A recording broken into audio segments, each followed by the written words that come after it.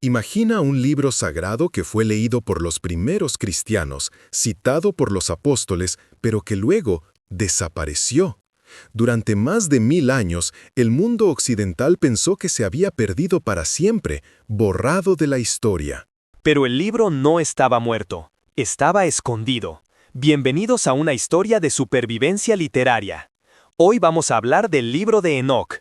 Para entender la historia de este hombre, primero tenemos que entender el milagro de este libro. Durante siglos solo existían rumores. Pero en 1773, un explorador escocés llamado James Bruce viajó a un lugar que en ese entonces parecía otro planeta, Etiopía. Allí, custodiado por la Iglesia Ortodoxa Etíope, encontró lo que nadie creía que existía: 3 copias completas del libro de Enoc, escritas en una lengua antigua llamada Ge'ez. Los escépticos dijeron, seguro es una invención medieval de los etíopes. Pero en 1947, la historia dio un giro de película. En las cuevas de Qumrán se descubrieron los rollos del Mar Muerto, y adivinen qué encontraron: fragmentos del libro de Enoc en su idioma original, el arameo, con más de 2000 años de antigüedad. La versión etíope era real. Entonces, ¿qué dice este libro tan polémico y quién es su protagonista? Para eso, tenemos que dividir la historia en 2 partes, la versión oficial y la versión prohibida. Empecemos por lo que la mayoría conoce, la Biblia. Si abres el libro de Génesis capítulo 5, te encuentras con una lista genealógica bastante repetitiva. Adán tuvo un hijo, vivió tantos años y murió. Su hijo vivió, tuvo hijos y murió. Y murió, y murió, y murió. Hasta que llegamos al 7º nombre, Enoc. La Biblia nos da una biografía de apenas unas líneas, pero rompe el patrón de la muerte. Génesis 5:24 suelta la bomba. Caminó pues Enoc con Dios, y desapareció, porque le llevó Dios. Eso es todo. Enoc fue el padre de Matusalén, el hombre más viejo de la historia. Vivió 365 años, un número simbólico que coincide con los días del año solar, y no murió. Fue abducido, trasladado o arrebatado directamente por la divinidad. En el canon bíblico, Enoc es el ejemplo supremo de fe, un hombre que, en un mundo que se estaba volviendo malvado, tenía una conexión tan íntima con Dios que simplemente se saltó la muerte. Pero, ¿por qué? ¿Qué vio? ¿A dónde fue? La Biblia guarda silencio, pero el libro de Enoc, ese libro grita las respuestas. En los días antiguos, cuando la humanidad apenas comenzaba a florecer y las hijas de los hombres nacían hermosas sobre la tierra, ocurrió un evento que fracturó la realidad misma. Desde las alturas del cielo, un grupo de ángeles conocidos como los vigilantes posaron sus ojos sobre las mujeres humanas y fueron consumidos por una lujuria prohibida. Eran seres de luz encargados de custodiar la creación, pero decidieron rebelarse contra su propio propósito. El líder de esta insurrección era Semiasa.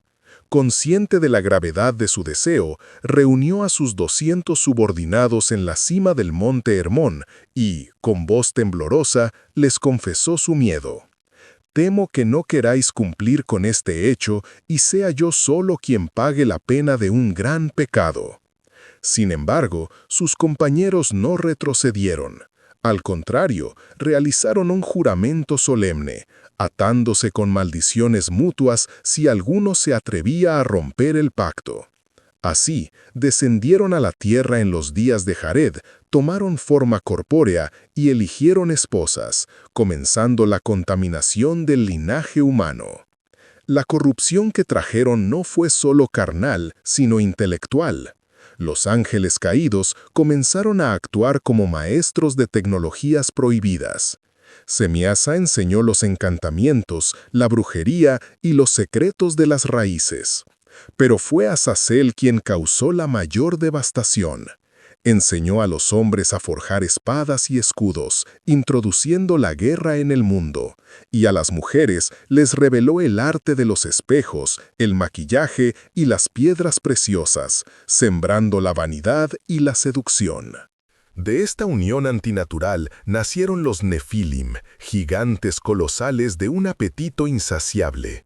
Su hambre era tan vasta como su estatura. Al principio devoraron todo el trabajo de los agricultores, pero cuando la comida se acabó, se volvieron contra la naturaleza misma, devorando a las bestias y, finalmente, a los humanos. La tierra se llenó de un horror inimaginable. Los gigantes bebían sangre y se devoraban entre sí. Al final, el mundo, empapado en violencia, gritó hacia el cielo, denunciando a los inicuos. Fue entonces cuando los 4 grandes arcángeles, Miguel, Uriel, Rafael y Gabriel, observaron la sangre derramada desde las alturas y llevaron el caso ante el Señor de los Espíritus. La sentencia divina fue absoluta. Un diluvio vendría para limpiar la tierra de tal abominación. En medio de este caos, Enoc, un hombre conocido como el escriba de la justicia, recibió una visita insólita. Los vigilantes, aquellos ángeles rebeldes, estaban aterrorizados. Dios ya no escuchaba sus oraciones, así que recurrieron a Enoc, un simple humano, para que intercediera por ellos. Le rogaron que escribiera un memorial de súplica. Enoc aceptó y se retiró a sentar junto a las aguas de Dan, al sur del Hermón, donde leyó la petición hasta caer dormido. Pero en sus sueños, la respuesta de Dios fue un rechazo total y devastador. No tendréis paz ni perdón. Con el corazón pesado, Enoc tuvo que presentarse ante los aterradores gigantes y sus padres angélicos reunidos en Ubel-Seyael para entregarles la sentencia final, mientras ellos lloraban cubiertos de vergüenza. Tras entregar el mensaje, Enoc fue arrebatado por nubes y vientos, arrancado de la superficie terrestre hacia una realidad superior.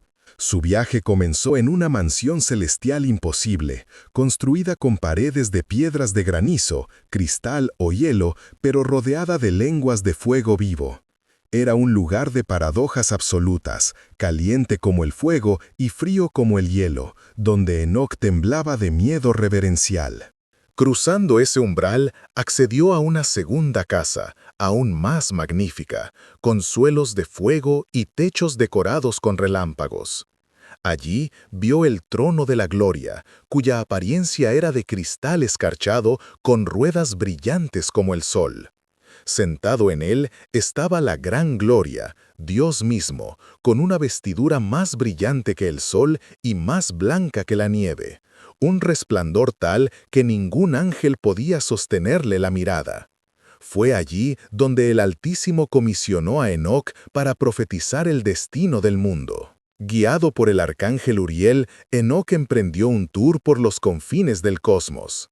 Fue llevado a un lugar horrible y desierto, una prisión en el vacío donde no había cielo arriba ni tierra abajo.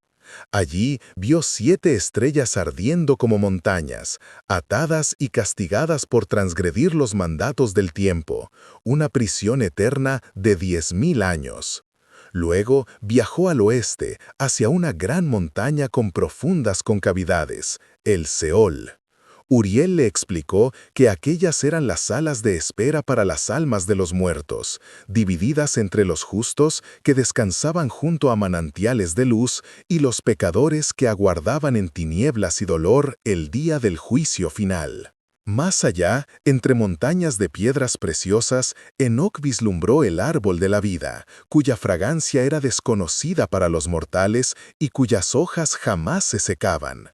Se le reveló que aquel fruto estaba prohibido hasta el fin de los tiempos, cuando sería entregado a los elegidos. Finalmente, Enoc fue testigo de la ejecución de la justicia divina. Vio cómo el arcángel Rafael ataba a Azazel de pies y manos, arrojándolo a las tinieblas del desierto de Dudael y cubriéndolo con piedras ásperas para que nunca más viera la luz. Vio también el destino de Semiasa y sus seguidores.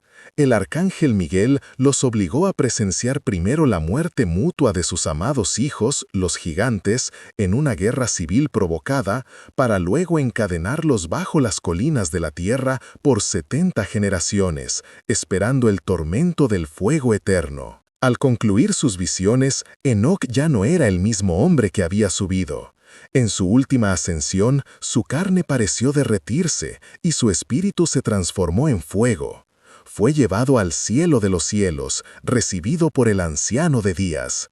Enoc dejó de ser un habitante de la tierra para convertirse en un ciudadano de la eternidad, dejando atrás sus escritos como un legado de advertencia y esperanza para las generaciones que nacerían después del diluvio. Así que ahí lo tienen. La Biblia nos dice quién era, el hombre que caminó con Dios y no murió. El libro de Enoc nos dice por qué fue el escriba elegido para presenciar el juicio cósmico antes de que el mundo fuera borrado por el agua. Ya sea que lo veas como un texto sagrado, como hicieron los antiguos etíopes, o como una increíble pieza de literatura fantástica antigua, la historia de Enoc cambia la forma en que vemos el pasado. Nos habla de un tiempo donde la frontera entre el cielo y la tierra estaba rota. Si te ha gustado este viaje por los textos prohibidos, no olvides darle like y suscribirte. ¿Qué otra historia te gustaría que contáramos? Déjalo en los comentarios. Esto es Camino Lúcido, y nos vemos en la próxima historia.